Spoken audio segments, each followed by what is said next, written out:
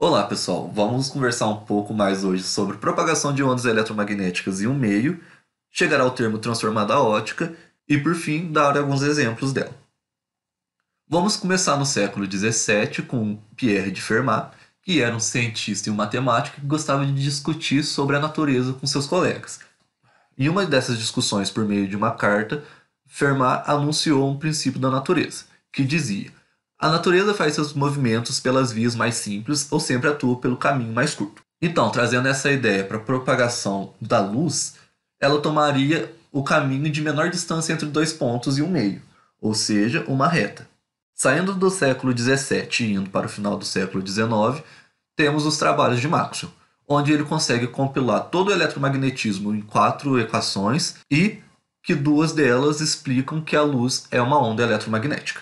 Tal resultado inspirou Einstein, no começo do século XX, a anunciar a teoria da relatividade. Aqui na relatividade, o caminho que a luz segue no meio já pode ser explicado de uma maneira diferente. O caminho agora não é mais a menor distância entre dois pontos, como Fermat anunciou. Agora esse caminho depende da geometria do espaço-tempo. Podemos usar como exemplo da dependência da geometria para o caminho da luz o eclipse de Sobral, onde uma estrela que estava localizada atrás do Sol durante o eclipse conseguiu ser vista ao lado dele, pois a geometria do espaço-tempo é deformada pelo Sol e a luz, seguindo essa deformação, consegue chegar até nós mesmo estando atrás do Sol. Percebemos agora, com a relatividade, que a luz não se propaga mais apenas em retas, mas também conseguimos fazer a luz se propagar em curvas com o princípio de Fermat. Precisaríamos de uma associação de materiais diferentes que, por meio da refração, faria com que essa luz gradativamente tomasse direções diferentes. Então, em meios não homogêneos, a luz já toma caminhos curvos, mesmo sem alteração na geometria.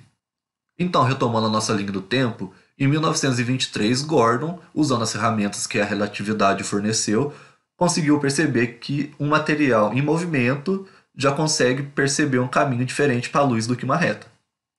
Em 1960, com os resultados de Gordon, o físico polonês Plebenski já conseguiu ir um pouco além e associar o caminho da luz com as características do meio. E os resultados foram conhecidos como relações constitutivas. Falando um pouco melhor dos resultados de Plebenski, ele percebeu que associando uma mudança de coordenadas, ele conseguiria fazer com que a luz percebesse uma geometria diferente. Ou seja, agora com Plebenski conseguimos relacionar o caminho que a luz tomará a partir de características do meio.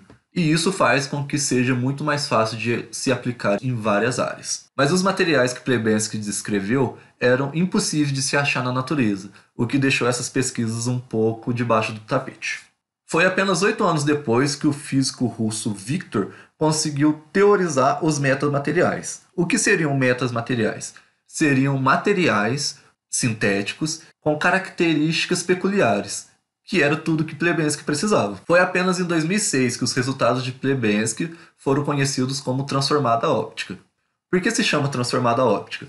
Porque por meio de uma transformação de coordenadas eu consigo descrever o caminho que a luz tomará. E o caminho que a luz toma se chama caminho óptico. Logo, transformada óptica. Os primeiros pesquisadores a usarem o termo transformada óptica foram Leonard e Pendry, que estavam trabalhando em paralelo, um para a engenharia e outro na área da física. Ok, mas agora, o que conseguimos fazer com a transformada óptica?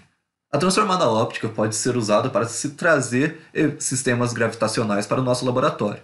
Mas como assim? Por meio dela, conseguimos teorizar materiais que vão simular esses sistemas. Vamos usar como exemplo um sistema que não conseguimos muitos dados com telescópios e observatórios. Por exemplo, buracos negros, buracos de minhoca e afins. Essa área é conhecida como modelos análogos à gravitação. Podemos também, além dos modelos análogos à gravitação, usar a transformada óptica para conseguir mantos de invisibilidade. Porém, você ainda não vai ficar invisível, porque essa técnica só foi bem sucedida com objetos minúsculos em uma certa região do espectro eletromagnético. E por fim, conseguimos chegar a um exemplo mais tangível a todos, que, por exemplo, a transmissão de internet via cabo. Conseguimos teorizar materiais que otimizam a transmissão da internet e depois, com os métodos materiais, fabricá-los.